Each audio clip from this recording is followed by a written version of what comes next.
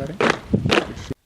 دا د 500 تنو مجاهدینو فراغت مراسم دي چې د اسلامي او ملي پولیسو روزنیز مرکز په چوکاټ کې د خوست امنیه قومندانۍ د ښوونې او روزنې تعلیمي ټولۍ کې 2 میاشتې په اړونده برخو کې روزل شوي. چارواکي وایي په عقیدتي او نظامي برخو کې زده کړې ورکړل شوي چې هیله ده د ترلاسه کړو زده کړو او مهارتونو به د خپلو ولسونو په هر ډول حالاتو کې د غوره خدمت او د لا به امنه امنیتي فضا په رامنځته کولو کې اغیزمن رول ولري او هم به له دې طریقه د دوی خدمات او فعالیتونه منظم او مسلکي بڼه خپله کړي.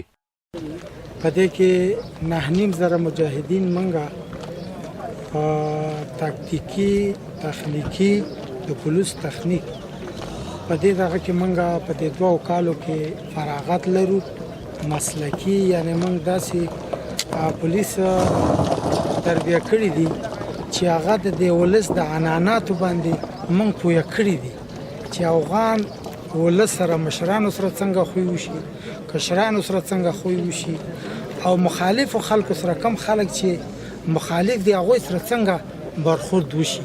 نو موږ دیو ته دا درسونه په دې 2 کالو کې 9.5 نفر موږ تربیه کړي دي. الحمدلله د امنیت په برخه کې د جنایي جرمونو په برخه کې ډېر ښه رول لوبولی ده او انشاءالله په آینده کې به دغسې رقم ته دورې موږ په لاره اچوو او ټولای په مخ بیایو چې هغه په آینده کې هم دغسې رقم ته د موږ پرسونل موږ ته فارغ کړي. د زده کړې ګډونوال وایي ډېر څه مو زده کړل. د پولیسو اړوند ځانګړو مهارتونو او تکتیکونو وپوهېدو چې وبه کولی شو خپلې چارې او خدمات په ښه شان ترسره کړو.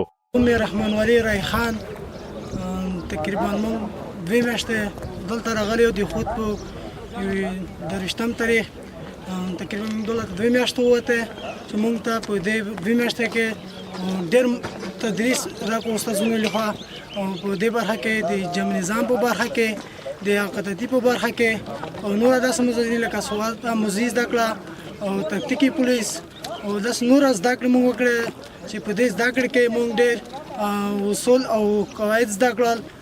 نوم مې نورالله ده، خوست ولایت صبرای ولسوالۍ اوسېدونکی یم.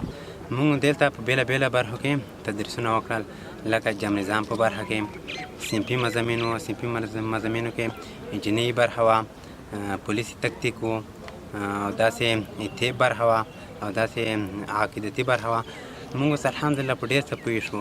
داسې څه پوه شوله چې موږ آینده کې ولس پوره خلکو پوره د هغې حقوق نه ضایع نه شي هغې پوره موږ کور کولی شو.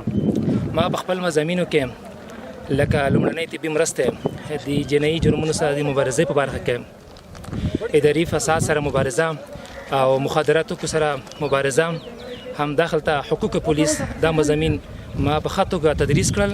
انشاءالله خپل مجاهدین او خپل سربازان مې په دا کې رسولی دي او ولس دې ډاډمن اوسي چې انشاءالله دوی ته به داسې یو خدمات ترسره کړو چې دوی کوم ستونزه لري دوی کوم غوښتنه لري انشاءالله موږ دا سربازان به دا پوره کوي.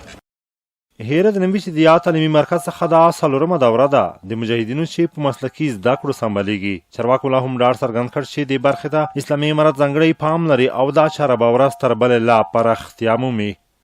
زه د افغانستان کړېدلی او ځورېدلی ولس لپاره خدمت کوم.